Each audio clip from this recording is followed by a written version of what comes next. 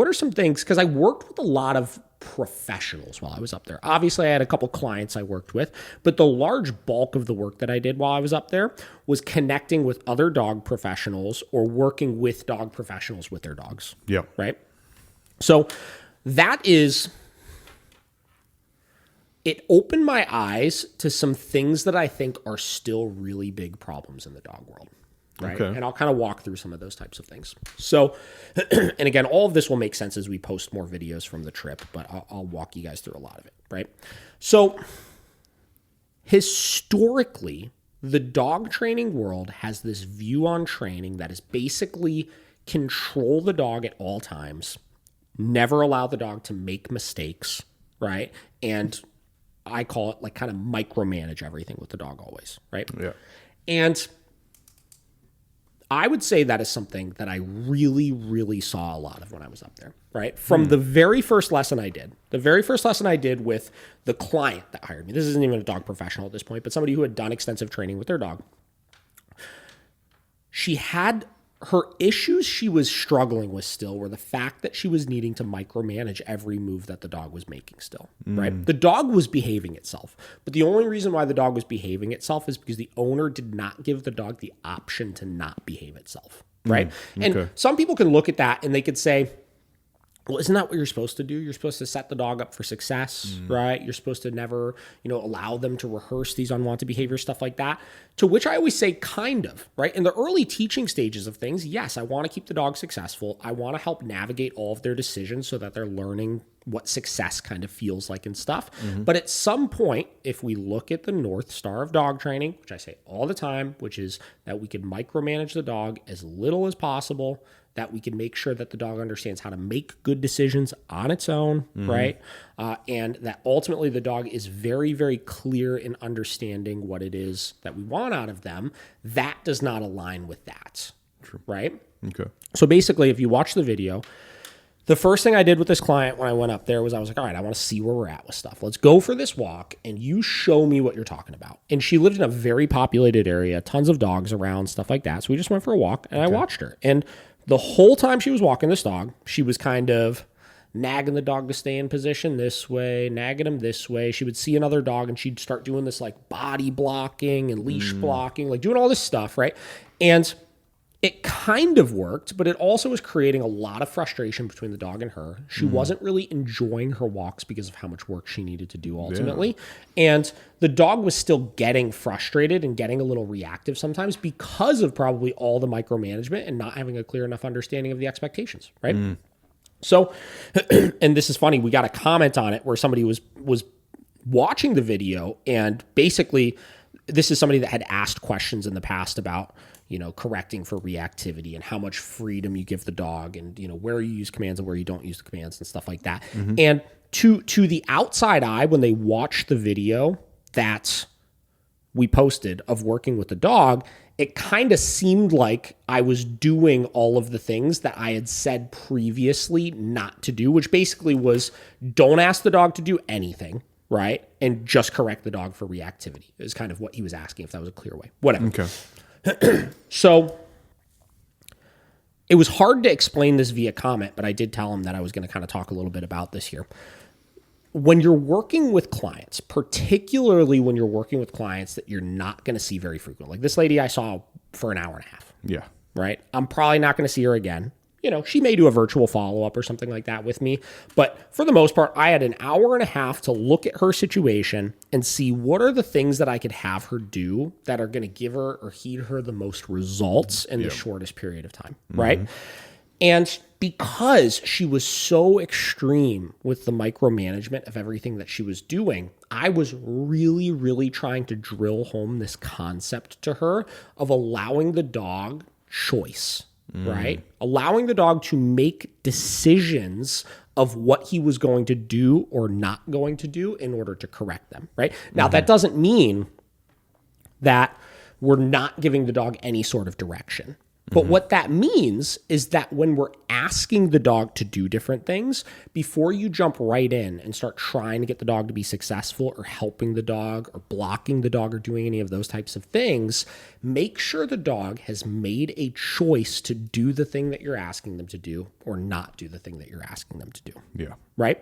And this was a common thing that I was coaching all of these trainers through when I was up there. Yeah. Right? Not all of them. I was obviously, but these were a lot of the questions that they were having were pertaining to this exact concept. Yeah. Right? That makes sense. So this particular client, I was really drilling home, like wait for fully committed mistakes. Yeah. Right? Not just like he's thinking about getting out of position. Wait until he is committed to, like he's definitely not in position anymore, right? When she was asking for a command or whatever it may be, right?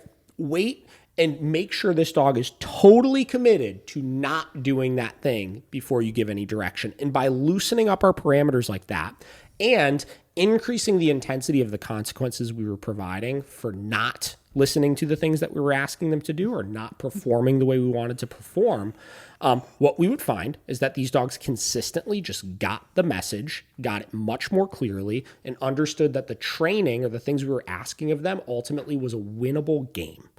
Right? It was a thing that they could do and they could perform correctly, and then they could alleviate all of the micromanagement and stress that came from it. Yeah. Right? So that was the first thing I realized is when I worked with them was exactly that concept. And again, lots of videos that are going to be coming out. Another one that you're going to see was the exact same thing, but we were doing it with a beagle with a trainer that was at this seminar, right? Okay. So he had this beagle and they were telling me basically, you know, this beagle, it's a client of his, I believe, right? The dog is obviously extremely anxious, right? The dog is your typical beagle where you take it outside, gets really overstimulated and fixated on stuff, very prey driven, stuff like that. And the problem was that they were finding that when they were correcting this dog, the dog was jumping up and trying to bite them, redirecting, almost intensifying with his issues, which are things we hear all the time from people, right? Yep. So same deal. We go outside. I'm like, all right, show me what's going on with this dog, right? So start having him walk the dog. Same deal. Looking good, right? The dog's walking pretty well, but a lot of little nudge here, nudge there, little correction there, little repeated command there. You know what I mean? Just like constant guidance being given to this dog. Yeah. And then my assumption is they were constantly giving guidance to this dog to stop this dog from making these little mistakes with just like the general expectation of things. And then when the dog would really escalate or intensify, then they started trying to crack down on the dog over stuff. And it was just pissing him off and causing the redirecting, right? Yep. So I was like, all right, give me the leash, right? So I showed him exact same concept. Let's start by having one clear expectation we could ask of the dog. In this case, it was the come command, right? Stay in my bubble like we do with all of them, right? Let's wait for him to fully commit to breaking come command, right? Or not doing position. And then we're going to give that similar level of intensity correction that you would give for the actual reactivity you were seeing, but give it before you ever see it. Give it just for the non-compliance of that command, right? We did that maybe 3 times, 4 times, I don't know, something like that. And then this dog proceeded to walk literally perfectly for the rest of the walk. You know what I mean? Like just like one teeny tiny little fix. Yeah, just finally. Teeny tiny little fix. Finally clicked for it. Right? Yeah. Looser parameters, more firm accountability for non-compliance of those parameters. We sidestepped all of the reactivity. We saw there were some geese that previously, it sounded like the day before, he was really reacting at a lot, right? He was walking close by other dogs and stuff. Like he just like the shift in his state of mind went from just still frantic to calm. Yeah. Right? A little stress still, right? It's a new expectation that we're holding him to, but all those problems that we were seeing before, we were not seeing with him. Yeah. Right? We then, we go back in the facility, we're talking about it, this, that, and I was getting questions about, the redirecting. What do I do if he redirects? This, that, like just kind of asking a lot of these like hypothetical questions of the situation, asking why the dog was so poorly behaved before, why he seemed like he was doing so well in this one, all that kind of stuff. And that's where I get to. A lot of people ask me about like redirecting, right? Or a lot of people ask me about like, well, the correction intensifies the behavior, right? And I always remind people that I almost never will see that consistently unless the dog has no idea how to avoid successfully the consequence. Yeah. Right. In this case, the dog was redirecting and the dog was intensifying with the corrections because the corrections were not clear. Yeah. Right. Let's look at the standard heel position a lot of people try to enforce, and they pop, pop, pop, pop, pop every time the dog starts getting a little out of position. I ask people this all the time. Do you really, truly, honestly believe that your dog understands that when they get 3 inches ahead of you versus 2 inches ahead of you, or 6 inches ahead of you instead of 4 inches ahead of you, that is where the correction is coming?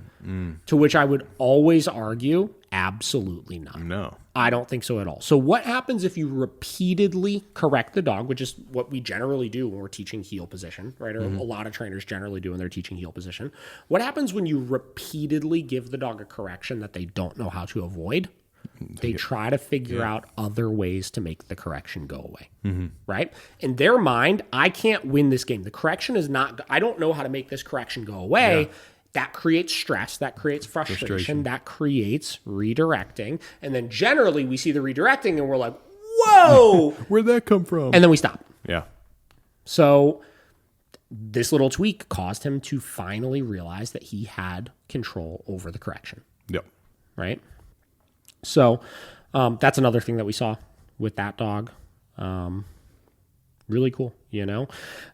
The walk it's just consistently when I work with people, one of those places that I feel people can't get under control, you know, because they look at it too much like it's a position thing, right? Where I always say the walk is not, it's not a position thing, you know? Like, it's like there's a picture we can create in our head of what we want it to look like, but like, where is that picture coming from? Like, why is the dog organically walking in a heel position, right? Why does it look like when people look at our videos, they're like, oh yeah, you obviously taught a heel position because it looks like the dog's walking there.